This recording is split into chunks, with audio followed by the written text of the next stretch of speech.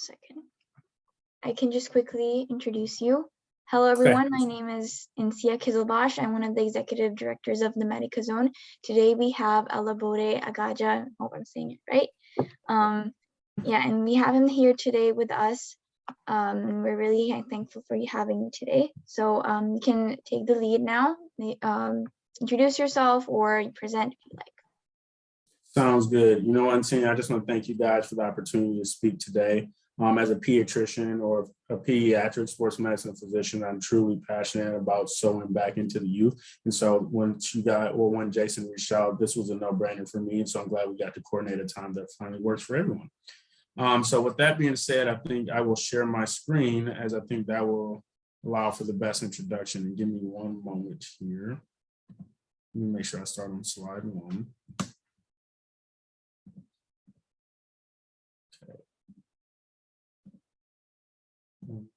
Let's try this. How does that look? Looks cool. I think you just need to put it on present mode. No, Did it go yet? Yes. Okay, perfect. All right. So, like Insignia said, so I'm Dr. Alabode Agaja. So I'm a DO physician or doctor of osteopathic medicine. And I work as a primary care sports medicine physician with a focus on pediatrics at Ochsner Sports Medicine Institute. And so in addition to that, I have a few titles. So I am head team physician for Dillard University, which is one of our historically Black colleges and universities here in the New Orleans area. Then I also am senior lecturer at the University of Queensland, which gives me an opportunity to teach and do academia to our young learners in med school. And then I also am medical director of Pediatric Special Olympics here for the state of Louisiana. So before we dive into things, I really do want to tell you guys a little bit about me. So in terms of me, I am originally from Cleveland, Ohio. So I'm a Midwest kid, and I always will represent my hometown team. So the Browns and Buckeyes, if you see me outside of clinic, that's what you might see me wearing. Don't hold it against me. Sorry, there we go. Okay, things were getting a little delayed for a second. Okay, in terms of my education, so I did my undergraduate education at the University of Charleston in West Virginia. While I was there, I was on a 4-year athletic football scholarship where I played defensive back. And during that time, I obtained a bachelor's in science with a minor in chemistry. So I did the typical pre-med track, and I transitioned to med school at the West Virginia School of Osteopathic Medicine in Lewisburg, West Virginia.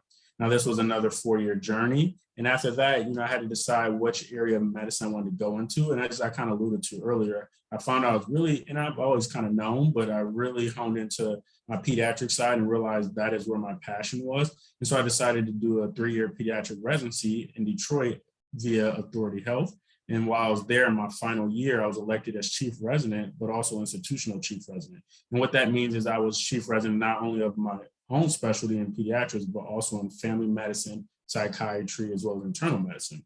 The other unique thing about our residency, which I really truly enjoyed, is we did a 2-year certification program, and we got a certification in population health and health equity through the University of Michigan School of Public Health. And that really was a game changer for me because that helped me understand that our patients aren't all created equal. There are various disparities that they might face in their communities, whether it's transportation issues, lack of resources, lack of access to fresh produce, things like that. And we have to be able to tailor our treatment plan to be able to adjust for that so that we're doing the right thing by our patients. And that's what that helped me understand get a better understanding of. So in terms of at the end of my pediatric residency, I realized, hey, you know what? I don't just love pediatrics, but I still do love the sports aspect. I've always been an athlete. So when I realized I could combine pediatrics and sports, my two passions, it was a no-brainer for me. So I transitioned and did a 1-year sports medicine fellowship at Albert via College of Osteopathic Medicine in conjunction with Virginia Tech Athletics. And that was really the dream for me. So I was the team doctor of Virginia Tech, which is a Division I Power 5 ACC school. We're very competitive in athletics. And then I also got to take care of Radford University, which is another Division I school that's also competitive. So it was a lot of fun. So here's me kind of having some fun, jumping up and down, kind of doing the most as I always do, but I like to have fun. Maybe it's the pediatrician in me. But so in terms of what I'm doing now, so I'm currently at Ochsner Sports Medicine Institute. So that's in New Orleans, Louisiana. And like I alluded to, I wear a few hats, but in addition to being team physician for Dillard University, I also take care of multiple high schools in the Metro New Orleans area. My group also covers the New Orleans Saints as well as the New Orleans Pelicans. And then we kind of talked about the other two titles earlier. So let me tell you guys a little bit more about the profession. So a typical day for me looks like 5 days a week seeing patients, or really 4.5 days a week seeing patients in clinic. And then that other half day, I'm in their training room at the college at Dillard University taking care of our athletes there. So when I'm in clinic, I can do various different procedures such as ultrasound guided injections. So an ultrasound is actually a tool that uses high frequency waves to produce live images of the structures in our body. And this is cool because it allows us to be able, one, to diagnose if there are like tears and ligaments and muscles, things like that. But if there's swelling in the knee or anything like that, we're able to see that in real time. And then we're able to use that image and target directly towards that swelling so we know exactly where we're going and we're not going in blind. So that's pretty cool. The other cool thing that I do is I perform a skill set called osteopathic manipulative treatment. And basically, this is a skill set of hands-on techniques that's used to not only help diagnose, but treat and prevent injuries. What we find is, there are various situations. A lot of times our athletes might come in and they might have muscular tensions or they have, misalignments because they got, ran over in a game or something like that. And these are things that don't always need surgeries and they don't always need medicines. That things just need to be realigned. You just need to be able to relax the muscle tissues, things like that. And so these are skill sets that we're able to do. And we find that it's very helpful and very resourceful. And so other things I manage can range from concussions to fractures, to strains and sprains of various ligaments. And then I also do some clearance for our athletes who might have sustained COVID, and we want to make sure their heart function is normal and that they're not having any issues as they return to sport. I also look at various different injuries that range from the neck down to the feet, you name it. And then in addition to those 5 days of clinic, I also do additional coverage of sports on the actual sideline during the games at the college with our basketball teams, volleyball teams, track team. But then I also do high school athletic coverage as well, particularly football on Friday nights in the fall. And then that way I can be available to help manage if there's any acute injuries that might currently happen and need immediate attention. So going back here, this is me kind of working with the ultrasound. This is me doing some of that osteopathic manipulative treatment, as I was kind of telling you guys about. And then this is me helping one of our athletes off the court. So some of the unique injuries I've seen on the sideline. So this was one that happened this past fall. We had a gentleman who was a basketball player who sustained what we call an open dislocation of his pinky finger. And so what that means, open means the bone was actually sticking out through the skin and exposed. And you can see with this x-ray, this is not aligned like it should be here. So we had to reduce that and then manage that afterwards. But he made a pretty good recovery. He was back to playing within 6 weeks, which was pretty remarkable. Excuse me. Now this is a picture from the internet, but I just wanted to convey that we've also seen shoulder dislocations, and I've treated and had to be there to reduce a shoulder dislocation on site. And so a shoulder dislocation, as you can see, is where that humeral head comes out of place and it's sticking out in a way it should not. And time is of the essence because as that time goes on, the muscles start to clamp down and it's hard to get it back in. And so we want to make sure that we're getting it back in and trying to reduce or minimize the risk of fractures and things like that. So this x-ray conveys that humeral head if it were to be out of socket. So this is another basketball athlete who had a jammed finger. And so what we see here, you can see the bone is avulsed or kind of removed from where it's supposed to be, and it's actually in the joint. So this one, a lot of times our fractures can heal on their own if we can make sure that we kind of fix it in place and make sure we minimize motion there. But here, this is so removed and into the joint that this actually needs surgical fixing. So what I want to do now is try a case together so you guys can get an idea of what a typical clinical case might look like coming into the office. So here was a case that we had come in. So we had an 11-year-old male who presented to our clinic for evaluation of a closed head injury. So he was a 5th grade baseball athlete and he attended, we'll say, Nichols Elementary School. So he sustained this closed head injury the day prior to coming to clinic, and he did it while playing basketball in PE class. He stated that he tried to steal a ball, he slipped, he hit his head on the gym floor. And so, and I don't know if you guys can see that, hopefully that's not in the way there, but upon returning to class, he started experiencing some ringing in his ears as well as headaches. And he also noted that he experienced some light and noise sensitivity as well as dizziness. He denied ever losing consciousness. So he went to be evaluated by the school athletic trainer, and that's when he was referred to me as sports medicine for further evaluation. So an appointment was scheduled for the following day. But that evening, his mom noted that he tried to watch TV, but his headache seemed to increase, and he just went to bed. She also noted that he seemed to be more sleepy than normal. So these are all things that help clue us into our diagnosis.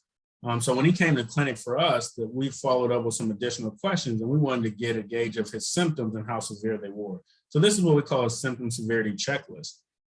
So 6 is the max symptom that you can have. Things are just like super intense and at its worst. 0 is if you had no symptoms at all. And so you can see he had some pretty significant symptoms ranging from headache and neck pain down to some dizziness, blurred vision. He was having some trouble with his balance, as well as feeling more slowed down than normal.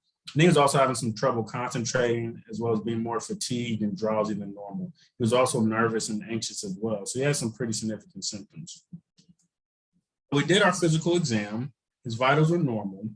We looked at him. He didn't appear in any acute distress, but we did notice HENT is head, ears, neck, and throat. That's what that stands for. He had a normal head. He didn't have any signs of trauma.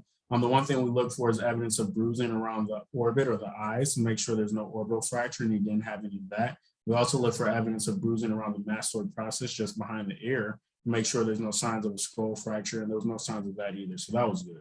When we squeezed his head, we wanted to make sure there was no signs of a skull fracture, and that was normal as well.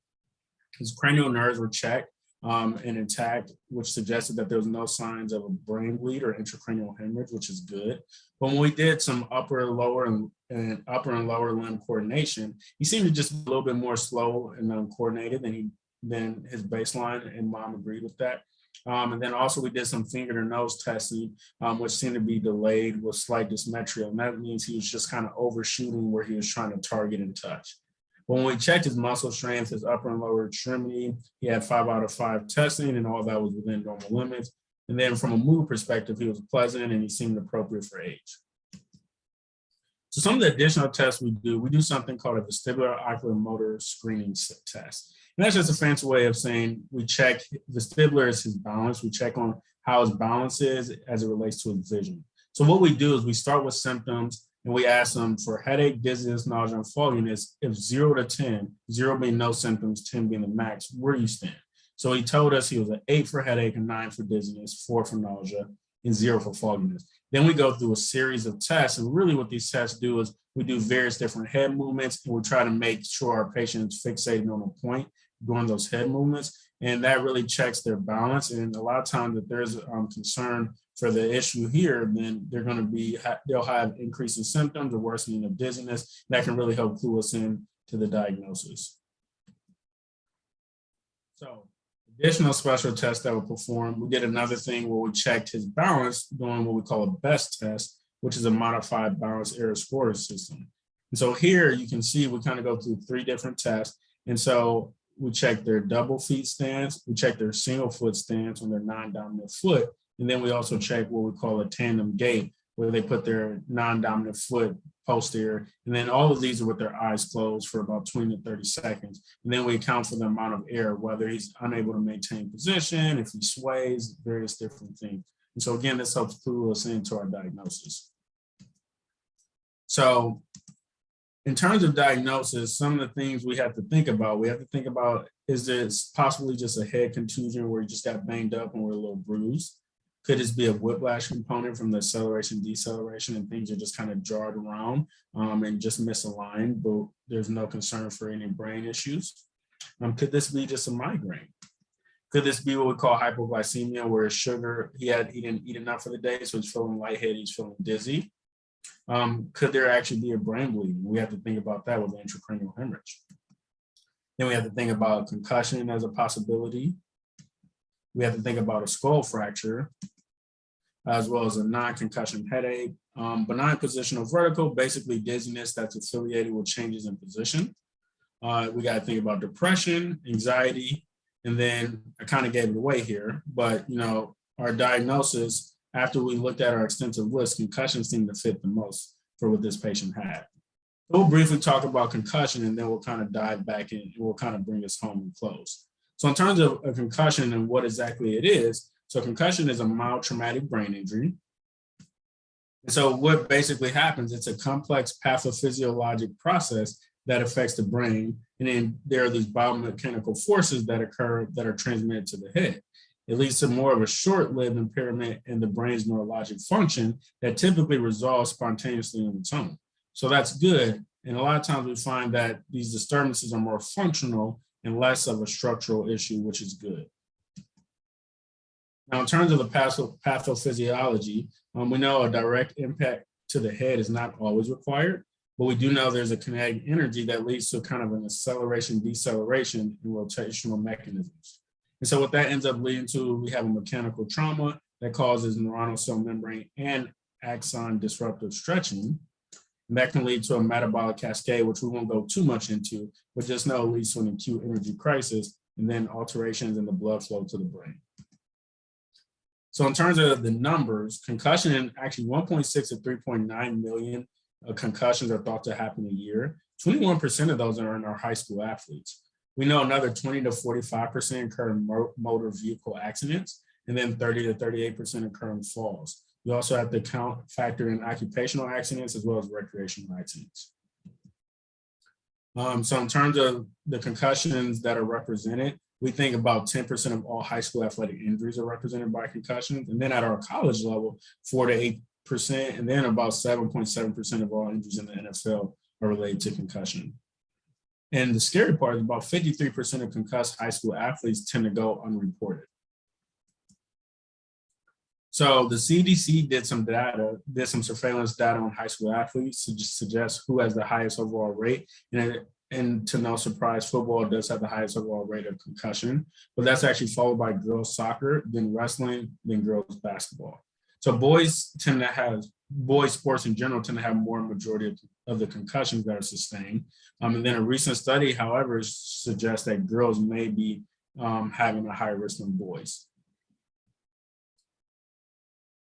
In terms of how we recognize it, so there's not really a definitive test we use to diagnose concussion, and it's more of a clinical diagnosis, but we do rely on what the patient tells us, which was important. Our patient tells us a lot of information to lead us to the diagnosis. We also want to make sure that we recognize certain signs and symptoms, and then we have to have a high index of suspicion as well. So more times than not, imaging is not typically required, therefore it's not routinely indicated. The diagnosis, however, can be challenging because every concussion is unique. Not all concussions present the same, and the symptoms can even be delayed as well, and we know it's an evolving injury. So there are numerous symptoms, but we tend to group them into 4 total categories. In terms of category 1, like that somatic category, we kind of think there's the headache, there's the nausea, there's the dizziness and visual disturbances, but there can be sensitivity to light, sensitivity to noise. There can also be just more fatigue, and then there can be balance errors as well. So the other piece to it is the cognitive piece, where these guys, you can lose you can lose consciousness, but you can also have some mental fogginess or just feel more slow than normal. You can be disoriented, you can have trouble concentrating, you can even have trouble remembering things, as well as just having slow speech and having difficulty finding words. A lot of times people don't recognize the emotional piece is actually a huge part of concussion as well, where you can be more irritable, you can be more sad, your emotions can just be all over the place, you can be nervous as well. And then there can be trouble with sleep. You can be drowsy, you can oversleep, or you can have trouble falling asleep. And so in terms of how we treat it, so what we find is there's not really an effective cure, but the best thing we can do and what continues to be the cornerstone of treatment is just make sure we're getting that cognitive and physical rest, giving the brain time to recover from the stress it's just endured. And so there's limited evidence to support the actual use of medications, but we do find that a lot of times signs and symptoms tend to get better within less than 10 days for about 80 to 90% of individuals. But there are several risk factors for prolonged recovery, such as if you have a history of ADHD or prior concussions, you have a history of migraines, the nature of just being a younger athlete. Some of those things can prolong recovery. So I tend to say, we just go at the patient's pace. We don't really pay too much attention to how long it takes, but as long as they're incrementally getting better each visit. All right. So in terms of return to learn, so in terms of the management, it's important to know that a lot of times following concussion, many athletes do have trouble going back to school, whether it's the loud classroom, the loud cafeteria, if they're having trouble looking at the projector screen or using their computers or multitasking, trying to take notes, look at the teacher and concentrate on typing on the computer. That can be a lot for an athlete who's trying to recover from a concussion. So it's not actually uncommon to need accommodations to aid with that cognitive rest and appropriate recovery from concussion. So what we say is before we can even think about returning to sport, you got to be able to tolerate full days of school before you can attempt that. So this is just a generalized, I just kind of wanted to give you guys an idea, but once we're tolerating 4 days of school, then we can start to transition to return to play protocol. And there needs to be supervision, whether it's by a coach, by an athletic trainer, or a parent. A lot of times we go through 5 different stages where basically we say, hey, stage 1, we're going to start you off light. Let's see and make sure you can do 15 minutes of activity without any reproduction of symptoms. Then maybe you progress to 30 minutes of more moderate activity, then more sport-specific drills, followed by non-contact training drills, and then full contact. And so in terms of some of the adjunct therapies we can do, so this is what I kind of alluded to earlier. So the cool part about being a doctor of osteopathic medicine or a DO, I get to do and use some of these holistic hands-on treatments. And so what that looks like, I'm able to utilize for concussions, for those who have the whiplash event, we're able to utilize some of these hands-on skill sets to alleviate muscle tension and things like that that might be contributing to the headaches and the pains and things they're experiencing. So we actually find that it helps in aiding to their recovery and helps these guys to get better quicker. So these are just some of the various techniques that we may use in doing that. So in terms of why we care about concussion so much, there are some pretty significant things that can happen if an athlete is to go out and sustain multiple concussions or to sustain a second concussion while they're already trying to recover from the first concussion. And so we'll talk briefly about that. So second impact syndrome, it's a rare occurrence, but there's a high mortality rate. And a lot of times this is, again, as I alluded to, this occurs when a student athlete currently has a concussion, but they're trying to play through that inappropriately, and then they sustain a second concussive event. And so that can actually lead to a massive intracerebral swelling or brain hemorrhage.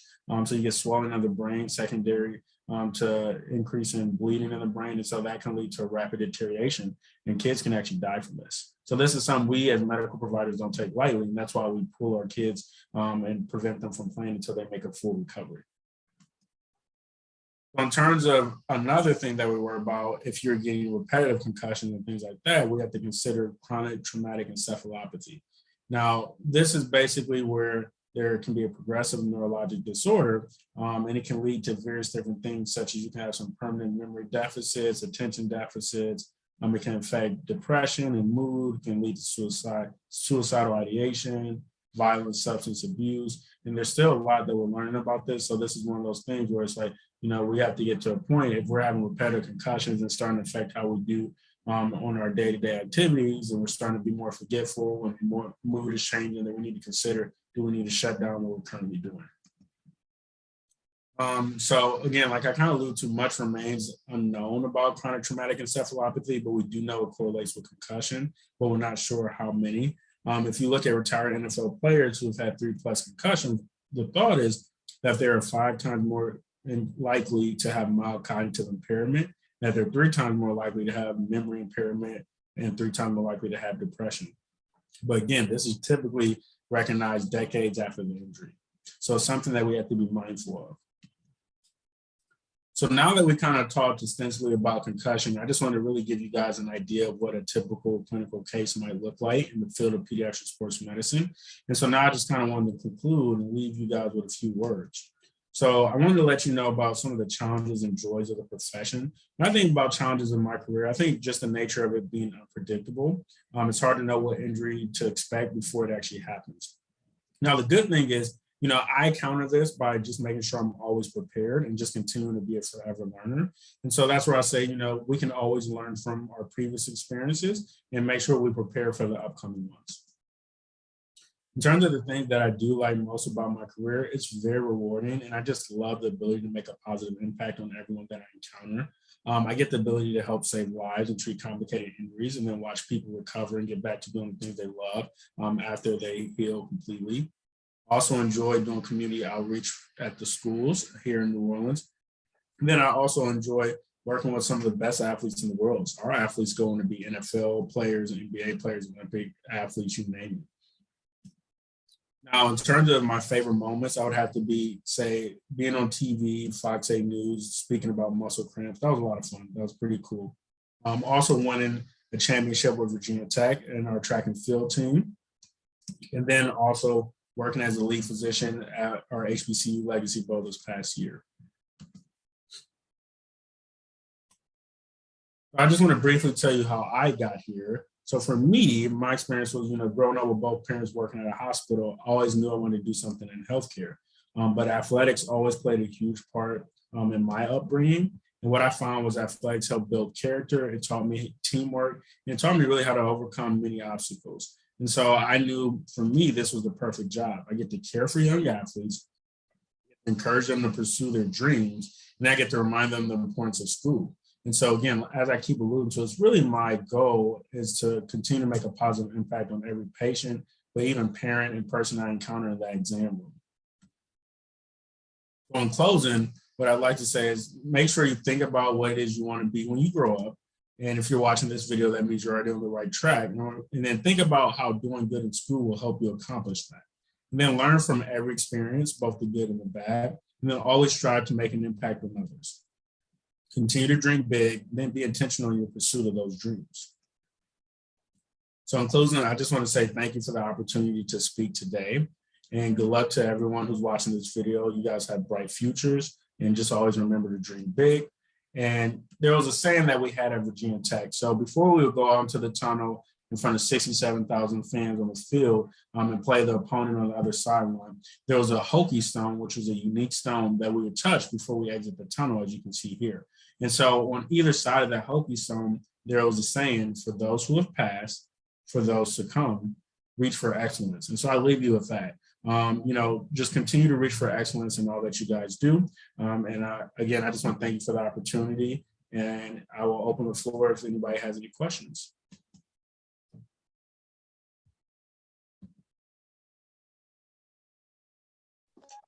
Thank you. This was really, really inspiring. If there are any questions, please, everyone put them in the chat, and can wait a few minutes till we see any questions in the chat. Sounds good. Looks like the timing wasn't too bad after all. Yeah, it was perfect.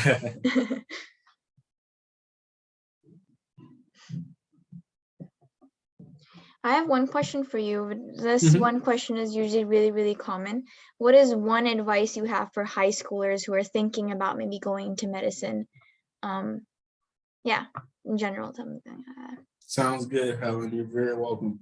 I think the one advice I would say is just expose yourself to as many opportunities as you can, and see what feels right for you, and just make sure it's something that you're passionate about. I think there's a lot of good that people can do in various different realms, whether it's medicine, business, and it's just a matter of being exposed and saying, hey, you know what, this seems to fit what I do and what I like and the impact I'm trying to make, or hey, maybe this isn't. So just continue to get exposure, try to get shadow experiences, things like that, doing things like this, watching these videos to get a better understanding of what different career paths may kind of lead you to and what it looks like. And I think that's the best thing you can do.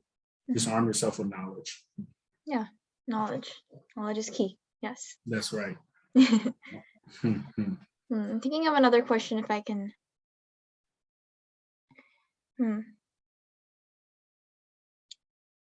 What motivates you to do your work every day, or like day to day, to prevent burnout in general?